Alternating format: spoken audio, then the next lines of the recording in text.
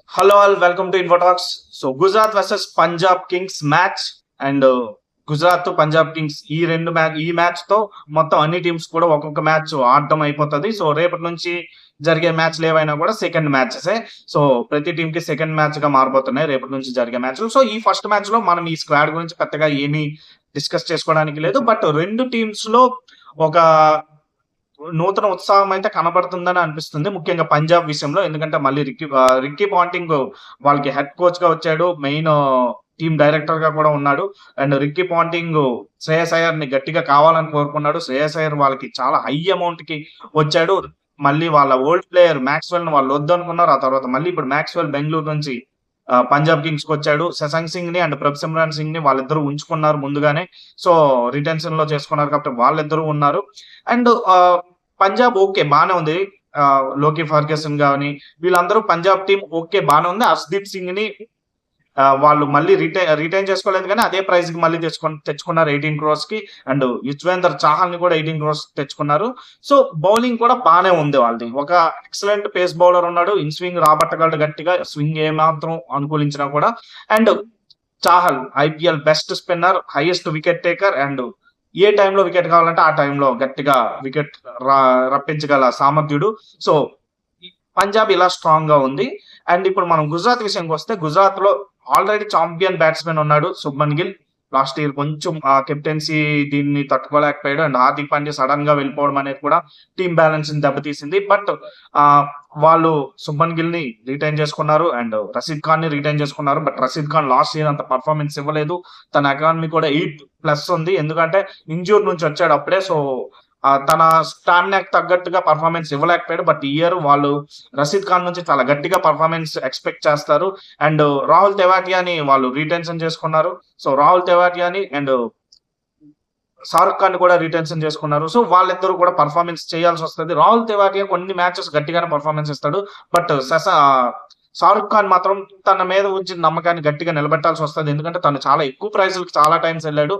So ఈసారి అయితే మాత్రం పక్కాగా తను దాన్ని డెలివర్ చేయాల్సి ఉంటది. అప్పుడప్పుడు 2-3 మ్యాచ్లు ఆడాడు, కానీ ఒక season through out the season తనకి ఛాన్స్లు ఇచ్చింది తక్కువ, తను కూడా పర్ఫార్మెన్స్ చేసింది తక్కువ. సో ఈ సీజన్ పక్కాగా తన మీద నమ్మకం ఉంచాలి. తనని రిటైన్ చేసుకున్నారు కాబట్టి టీమ్ లో పక్కాగా ఉంచాలి. నెంబర్ 4 ఆర్ నెంబర్ 5 లో పక్కాగా ఉంచాలి, లేదా ఇంపాక్ట్ ప్లేయర్ గానైనా ప్రతి మ్యాచ్ ఆడించగలగాలి. సాయి సుదర్శన్ కూడా వాళ్ళు రిటైన్ చేసుకున్నారు. సో ఓపెన్ జోస్ బట్లర్ ని వాళ్ళు తెచ్చుకున్నారు. Siraj and Prasidh Krishna, Rabada. So వాళ్ళ బౌలింగ్ అటాక్ కూడా బాగుంది. అహ్మదాబాద్ పిచ్ చాలా పెద్దది, సో పక్కాగా క్యాచెస్ అయ్యే ఛాన్సులు ఉంటాయి. సో శుభ్మన్ గిల్ కి బాగా నచ్చే పిచ్. సో ఈ పిచ్ లో గుజరాత్ పక్కాగా ఫేవరెట్స్, పంజాబ్ ఫేవరెట్స్ కాదు అని అనలేం. బట్ పంజాబ్ వాళ్ళు ఎప్పుడు కూడా వాళ్ళ టీం అంతా కలిపి ఆడింది చాలా తక్కువ. వాళ్ళ టీం మీద వాళ్ళకి నమ్మకం ఉండదు, వాళ్ళ యూనిట్ కి నమ్మకం ఉండదు. సో ఓవరాల్ గా పంజాబ్ ఎప్పుడు కూడా ఆ సందిగ్ధంలో ఉంటది. బట్ రిక్కీ పాంటింగ్ ఎక్స్పీరియన్స్ ఉపయోగించి పంజాబ్ ను ఒక గాడిలో పెడతాడని ఆశిద్దాం. ఎందుకంటే ఢిల్లీ క్యాపిటల్స్ కూడా రిక్కీ పాంటింగ్ కు ముందు ఒక స్టార్టింగ్ 3 to 4 సీజన్స్ పర్ఫార్మెన్స్ చేసింది తప్ప ఆ తర్వాత మళ్ళీ ఎక్కడా పర్ఫార్మ్ చేయలేదు. వన్స్ రిక్కీ పాంటింగ్ వచ్చాక యంగ్ టాలెంట్ అంతా కూడా బయటకు వచ్చింది. అంటే గంగూలీ కూడా ఉన్నారు ఆ టీమ్ లో. సో రిషబ్ పంత్ గానీ, ఇన్ఫాక్ట్ రిషబ్ పంత్ అండ్ మన శ్రేయస్ అయ్యర్ గానీ, సో ఇలాంటి యంగ్ టాలెంట్ అంతా వచ్చింది ఢిల్లీ నుంచి. సో పక్కాగా రిక్కీ పాంటింగ్ పంజాబ్ లో కూడా అదే చేస్తాడని చూద్దాం. పంజాబ్ ని ఒక గాడిలో పెడతాడని ఎక్స్పెక్ట్ చేద్దాం.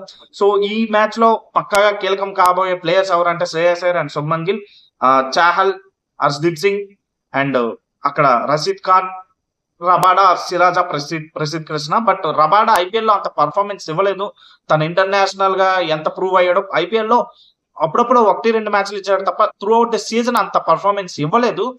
ఇచ్చింది కూడా తన టీం అంతగా ఉపయోగపడలేకపోయింది. సో రబాడా పక్కాగా డెలివర్ చేయాల్సి ఉంటుంది. అండ్ సిరాజ్ మళ్ళీ తన గాడిలో పడడానికి ఉపయోగపడాలి. అండ్ ఇండియన్ టీం కి ఒక స్టేట్మెంట్ ఇవ్వాల్సి ఉంటుంది, లేదు నేను మళ్ళీ ఆడతాను, నేను ఇంత వర్క్ లోడ్ ని మేనేజ్ చేసి పర్ఫార్మెన్స్ డెలివర్ చేశాను, సో నన్ను పక్కన పెట్టారు ఎందుకు అన్నట్టుగానే సిరాజ్ ఒకసారి ప్రూవ్ చేసుకోవాలి. అండ్ వాళ్ళకి ఆశీస్ నెహ్రా మంచి కోచ్. సో సిరాజ్ ఆశీస్ నెహ్రా నుంచి కొంచెం మోటివేషన్ తీసుకోవాలి.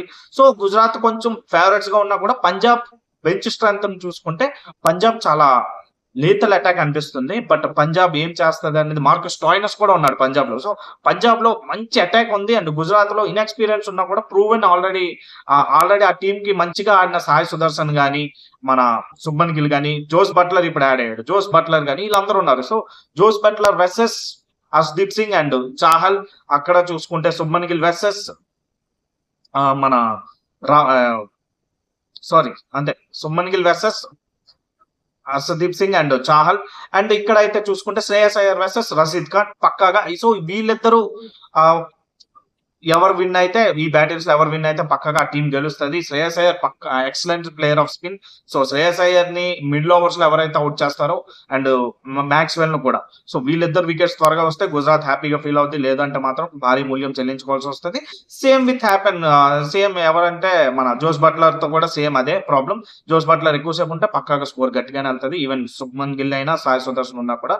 అండ్ ఇంపాక్ట్ ప్లేయర్ గా వాళ్ళు సాయి కిషోర్ ను వాడాలంటే వాడుకోవచ్చు అనిపిస్తుంది నాకు, లేదా మెయిన్ 11 లో కూడా రావచ్చు. సో ఓవరాల్ గా రెండు టీంలు చూసుకుంటే ఒకళ్ళు కొంచెం స్పిన్ టార్గెట్ గట్టిగా పెట్టుకొని రావచ్చు, ఇంకొకరు పేస్ బౌలింగ్ మీద స్వింగ్ మీద ఆశలు పెట్టుకోవచ్చు. సో స్వింగ్ బౌలర్ ఇక్కడ హర్షదీప్ సింగ్, అక్కడ స్పిన్ బౌలర్ రషీద్ ఖాన్. వీళ్ళిద్దరిని ఎక్స్పెక్టర్స్ గా వాడుకోవాలి అని అనుకుంటారు. అండ్ బ్యాట్స్మెన్ ప్రకారం చూసుకుంటే ఇక్కడ శ్రేయస్ అయ్యర్ అండ్ అక్కడ జోస్ బట్లర్.